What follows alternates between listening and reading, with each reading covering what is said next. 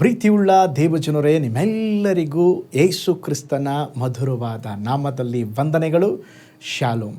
ಹೇಗಿದ್ದೀರಾ? ನಿಮ್ಮೆಲ್ಲರನ್ನು ನೋಡುವುದರಲ್ಲಿ ನಾನು ಬಹಳ ಸಂತೋಷವುಳ್ಳವನಾಗಿದ್ದೇನೆ. ಕರ್ತನು ನಿಮ್ಮನ್ನು, ನಿಮ್ಮ ಕುಟುಂಬವನ್ನು ಆಶೀರ್ವದಿಸಲಿ. ಈ ದಿನ ದೇವರ ವಾಕ್ಯದ ಧ್ಯಾನಕ್ಕಾಗಿರುವಂಥ ವಿಷಯ, ಭಯಪಡಬೇಡ, ದೇವರು ನಿನ್ನ ಸಂಗಡ ಇದ್ದಾರೆ. ಅದಕ್ಕೆ ಆಧಾರವಾಗಿ ಯೆಶಾಯನ ಬರೆದ ಪ್ರವಾದನೆ ಗ್ರಂಥ 43ನೇ ಅಧ್ಯಾಯ 5ನೇ ವಚನ, ಭಯಪಡಬೇಡ, ನಾನು ನಿನ್ನ ಸಂಗಡ ಇದ್ದೇನೆ. ಪ್ರೀತಿಯುಳ್ಳ ದೇವಜನರೇ, ಇಂದು ನೀವು ಅನೇಕ ವಿಷಯಗಳ ಕುರಿತಾಗಿ ಭಯಪಡುತ್ತಿರಬಹುದು. ಆರ್ಥಿಕ ಇಕ್ಕಟ್ಟಿನ ಪರಿಸ್ಥಿತಿಯಲ್ಲಿರಬಹುದು. ಕುಟುಂಬದ ಸಮಸ್ಯೆಯಿಂದ ಮನಸ್ಸಿನ ಸಮಾಧಾನವನ್ನು ಕಳೆದುಕೊಂಡಿರಬಹುದು. ಆರೋಗ್ಯ, ಕೆಲಸ, ಮಕ್ಕಳ ಭವಿಷ್ಯ, ಸೇವೆಯ ಕುರಿತು ಅನೇಕ ವಿಷಯವನ್ನು ನೆನೆಸುವಾಗ ನಿಮಗೆ ಭಯ ಬರುತ್ತಿರಬಹುದು. ಈ ಸಮಸ್ಯೆ ಹೇಗೆ ಪರಿಹಾರವಾಗ್ತದೆ? ನನ್ನ ಮುಂದಿನ ದಿನಗಳು ಹೇಗಿರುತ್ತದೆ? ನನಗೆ ಸಹಾಯ ಮಾಡಲು ಯಾರಾದರೂ ಇದ್ದಾರೆಯೇ ಎಂಬುದಾಗಿ ಯೋಚಿಸುತ್ತಿರಬಹುದು. ಈ ಎಲ್ಲ ಪ್ರಶ್ನೆಗಳ ಮಧ್ಯದಲ್ಲಿ ದೇವರು ನಮಗೆ ಹೇಳುತ್ತಿರುವಂಥ ಒಂದು ಮಾತು, ಭಯಪಡಬೇಡ, ನಾನು ನಿನ್ನ ಸಂಗಡ ಇದ್ದೇನೆ. ಸತ್ಯವೇದದಲ್ಲಿ ಅನೇಕ ವಾಗ್ದಾನಗಳಿದೆ.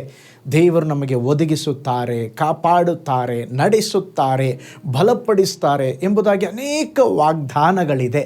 ಅವುಗಳ ಮಧ್ಯದಲ್ಲಿ ಒಂದು ಬಹಳ ಅಮೂಲ್ಯವಾದ ವಾಗ್ದಾನ ಎಂಬುದಾಗಿ ಹೇಳಿದ್ರೆ, ನಾವು ಓದಿಕೊಂಡಂಥ ವಾಕ್ಯ ಭಾಗ, ಭಯಪಡಬೇಡ, ನಾನು ನಿನ್ನ ಸಂಗಡ ಇದ್ದೇನೆ. ಅಬ್ರಾಹ್ಮನು ಭಯಪಟ್ಟ ಸಮಯದಲ್ಲಿ ದೇವರು ಹೇಳಿದರು, ಭಯಪಡಬೇಡ, ನಾನು ನಿನಗೆ ಗುರಾಣಿಯಾಗಿದ್ದೇನೆ. ಈಸಾಕನು ಭಯಪಟ್ಟ ಸಮಯದಲ್ಲಿ ದೇವರು ಹೇಳಿದರು, ನಾನು ನಿನ್ನ ತಂದೆಯಾದ ದೇವರು, ನಾನು ನಿನ್ನ ಸಂಗಡ ಇದ್ದೇನೆ, ನೀನು ಭಯಪಡಬೇಡ. ಯಾಕೋಬನು ತನ್ನ ಅಣ್ಣನನ್ನು ನೆನೆಸಿಕೊಂಡು ಮನೆಯನ್ನು ಬಿಟ್ಟು ಒಂಟಿಯಾಗಿ ಪ್ರಯಾಣಿಸಿದಾಗ ಅವನ ಜೀವಿತದಲ್ಲಿ ಅನೇಕ ಕಳವಳಗಳು, ಭಯಗಳು ತುಂಬಿದ್ದವು. ಆಗ ದೇವರು ವಾಗ್ದಾನ ಮಾಡಿ ಹೇಳುತ್ತಿದ್ದಾರೆ, ನಾನು ನಿನ್ನ ಸಂಗಡ ಇದ್ದು ನೀನು ಹೋಗುವ ಎಲ್ಲ ಸ್ಥಳಗಳಲ್ಲಿ ನಿನ್ನನ್ನು ಕಾಪಾಡುವೆನು ಎಂಬುದಾಗಿ. ನಿಮ್ಮ ಜೀವಿತದಲ್ಲಿ ಸಹ ಬೆಟ್ಟದಂಥ ಸಮಸ್ಯೆಗಳು ಇರಬಹುದು, ಸಮುದ್ರದ ಅಲೆಗಳಂತೆ ಹೋರಾಟಗಳು ಇರಬಹುದು, ಬೆಂಕಿಯಂತೆ ಪರೀಕ್ಷೆಗಳು ನಿಮ್ಮ ಜೀವಿತದಲ್ಲಿ ಇರಬಹುದು. ಆದರೆ ದೇವರು ಹೇಳುತ್ತಿದ್ದಾರೆ, ಪ್ರಿಯ ಮಗನೇ, ಮಗಳೇ, ಭಯಪಡಬೇಡ, ನಾನು ನಿನ್ನ ಸಂಗಡ ಇದ್ದೇನೆ. ಒಂದು ಅದ್ಭುತ ಸಾಕ್ಷಿಯನ್ನು, ಒಂದು ಘಟನೆಯನ್ನು ತಮ್ಮೊಂದಿಗೆ ಹಂಚಿಕೊಳ್ಳುತ್ತೇನೆ. ಒಂದು ದೊಡ್ಡ ಹಡಗು ಸಮುದ್ರದಲ್ಲಿ ಸಾಗುತ್ತಿದ್ದಾಗ ಭಯಂಕರವಾದ ಬಿರುಗಾಳಿ ಹೊಡೆಯುತ್ತಾ ಇತ್ತು. ದೊಡ್ಡ ಅಲೆಗಳು ಹಡಗಿಗೆ ಅಪ್ಪಳಿಸುತ್ತಿದ್ದವು. ಪ್ರಯಾಣಿಕರೆಲ್ಲರೂ ಭಯದಿಂದ ಅವರು ಅಳುತ್ತಿದ್ದರು. ಭಯಭ್ರಾಂತರಾಗಿ ಹಾಗೆಯೇ ಏನಾಗುತ್ತೋ ಎಂಬುದಾಗಿ ಕೂತಿದ್ದರು. ಆದರೆ ಒಬ್ಬ ಚಿಕ್ಕ ಹುಡುಗಿ ಮಾತ್ರ ಶಾಂತವಾಗಿ, ಯಾವ ಭಯವಿಲ್ಲದೆ ಪುಸ್ತಕವನ್ನು ಓದುತ್ತಿದ್ದಳು. ಒಬ್ಬನು ಆ ಮಗುವನ್ನು ಕೇಳಿದ, ನಾವೆಲ್ಲರೂ ಭಯಪಡುತ್ತಿದ್ದೇವೆ, ಸಾವಿಗೆ ಭಯಪಟ್ಟಿದ್ದೇವೆ, ನಿನಗೆ ಭಯವಾಗುವುದಿಲ್ಲವೇ? ಹಡಗು ಮುಳುಗಬಹುದೆಂಬುದಾಗಿ ನಿನಗೆ ಭಯ ಇಲ್ಲವೇ? ಆಕೆ ನಗುತ್ತಾ ಹೇಳಿದಳು, ನನಗೆ ಭಯವಿಲ್ಲ, ಏಕೆಂದರೆ ಈ ಹಡಗಿನ ನಾಯಕ ನನ್ನ ತಂದೆ.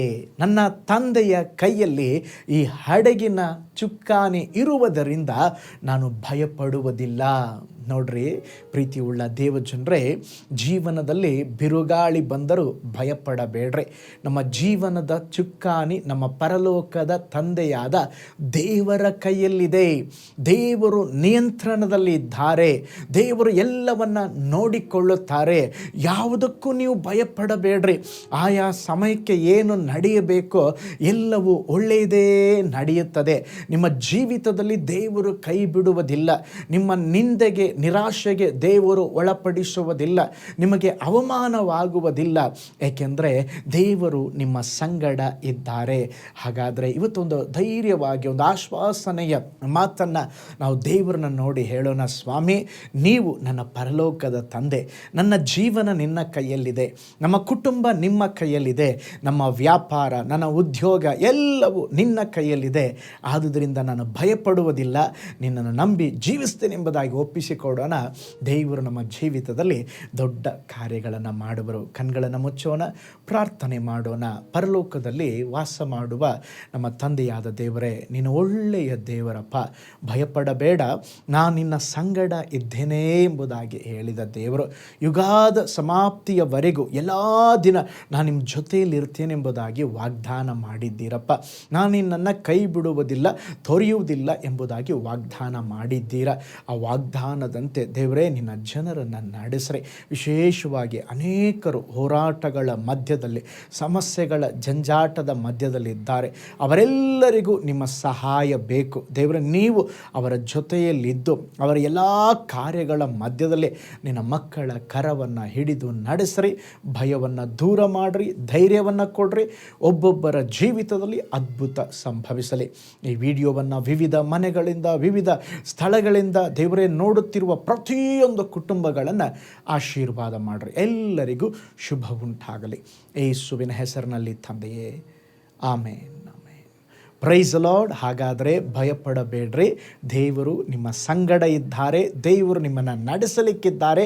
ಆದುದರಿಂದ ಭಯಪಡದೆ ದೇವರನ್ನ ನಂಬಿ ಒಂದೊಂದು ಹೆಜ್ಜೆ ಮುಂದೆ ಇಟ್ಟು ಮುಂದುವರಿಯಿರಿ. ದೇವರು ನಿಮಗೋಸ್ಕರವಾಗಿ ಅನೇಕ ಸಂಗತಿಗಳನ್ನು ಮಾಡಲಿಕ್ಕಿದ್ದಾರೆ.